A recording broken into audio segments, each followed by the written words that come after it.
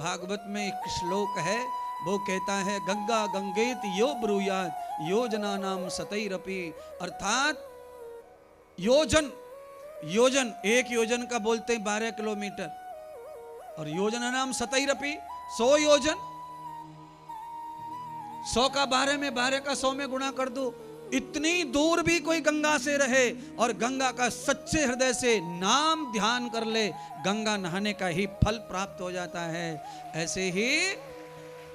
ऐसे ही ये ज्ञान गंगा जो बह रही है, इसमें आप जितनी भी दूर बैठे हैं, पेड़ों के नीचे, रोडों के बाहर, जहां तक भी आप सुन रहे हैं, टीवी पे, मोबाइल पे, वहां तक भी आप इसका पूरा स्नान कर सकते हैं, पर आपका विश्वास अटल और श्रद्धा पूर्ण होनी चाहिए। अब आप अमेरिका में भी लोग कथा सुन रहे हैं इस समय, ऑस्ट्रेलिया में भी सुन रहे हैं लोग, न्यूजीलैंड में भी सुन रहे हैं लोग कथा, वियतनाम में सुन रहे हैं, श्रीलंका में सुन रहे हैं, स्पेन में सुन रहे हैं, पेरिस में सुन रहे हैं, मॉरिशस में सुन रहे हैं, बांग्लादेश में सुन रहे हैं, कहाँ नहीं सुन रहे, बर्मा में, थाईलैंड में, न्यूजीलैंड में, ऑस्ट्रेलिया, सब जगह कथा सुन रहे हैं लोग। क्या मिलेगा उनको? ज्ञान मिलेगा, जीने की कला आएगी, उनके जीवन के अनेक अपराध और पाखंड छूटेंगे, और उनकी अगर श्रद्धा है तो उनको पंडाल में बैठ के कथा सुनने का ही फल मिलेगा, वही फल मिलेगा। पर वहां से कोई इस तरह कोई सोचे तो सही, पर कारण क्या है? कारण यह है कि टीवी पे कथा का फल थोड़ा कम हो जाता है, क्योंकि टीवी पे कथा लोग घूमते फिरते सुनते हैं, सुन रहे हैं, काम आ गया तो काम कर लिया, आवाज बढ़ा दी, काम चल रहा है। कोई मेहमान बीच में आ गए तो उनका भी समेटना पड़ता है, अपना भी मन आ गया तो चलो आलस से आ रहा है थोड़ा, चाय मार दो, एक कप चाय बना ली और चाय पी रहे हैं, कथा सुन रहे हैं अपना। अच्छा मन आ गया, सोफा पे बैठे थे तब से, अब चलो थोड़ा लेट के सुन लो कथा, तो लेट के सुन रहे हैं कथा। तो पी के, खा के, सो के, लेट के, चल के, इतना सब करके कथा सुनते सुनते तो थोड़ा फर्क आएगा। कैसा फर्क आएगा? जैसे सोते सोते आप पानी नहीं पी सकते, पिएंगे तो कोई तकलीफ हो सकती है, और सोते सोते आप खा नहीं सकते, वहाँ भी तकलीफ हो सकती है, चलते चलते, बोलते बोलते आप सो नहीं सकते, खा नहीं सकते, वहाँ भी कम पड़ रहा है। ऐसे ही कथा भी कम पड़ जाती है फिर। इसीलिए कथा के लिए खर्चा इसीलिए करवाया जाता है कि अनुष्ठान हो जाए, कथा भागवत परायण हो जाए, सब एकदम सबका अनंत चल रहा है। 4 श्लोक है महाराज कथा।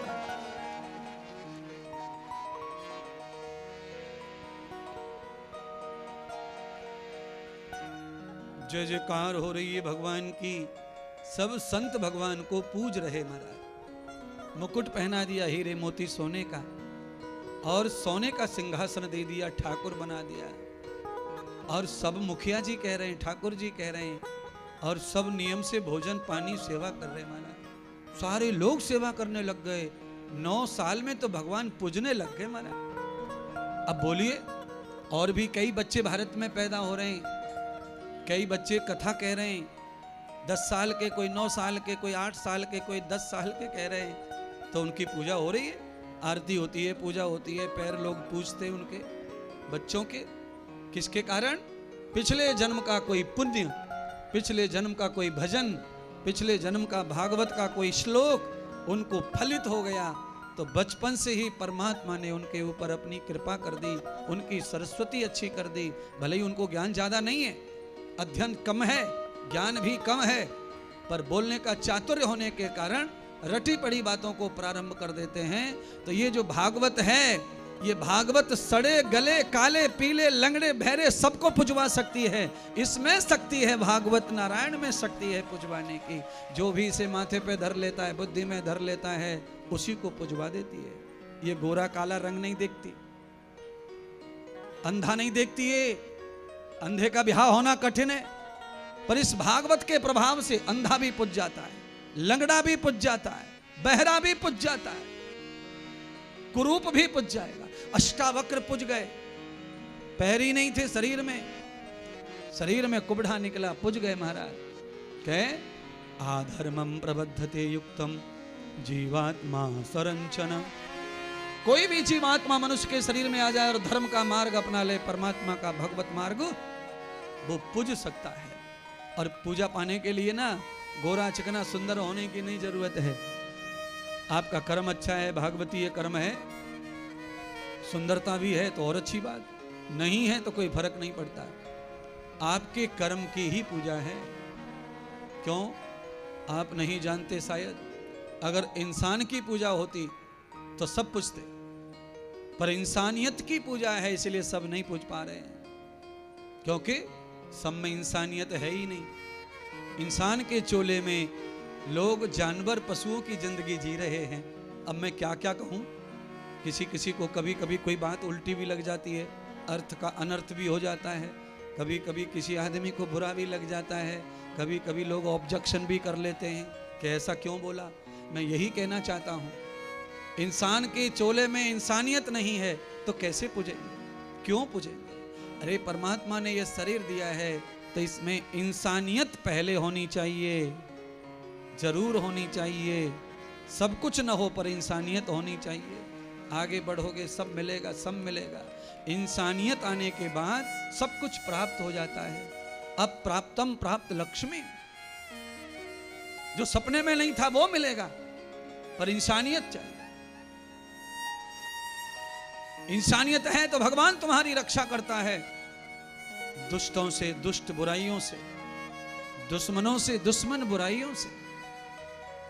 कामांधभूतम तम उर्षमायाम, काम क्रोध लोभ मोह, ये वत्सर, ये सब तुम्हारे दुश्मनी है। और इन दुश्मनों से बचाने वाला कोई भाई बहन नहीं होता है, इनसे तो भगवान ही बचा सकता है। और समाज में भी, बाहर भी तुम्हारे दुश्मन हैं, उनसे भी भगवान ही बचा सकता है।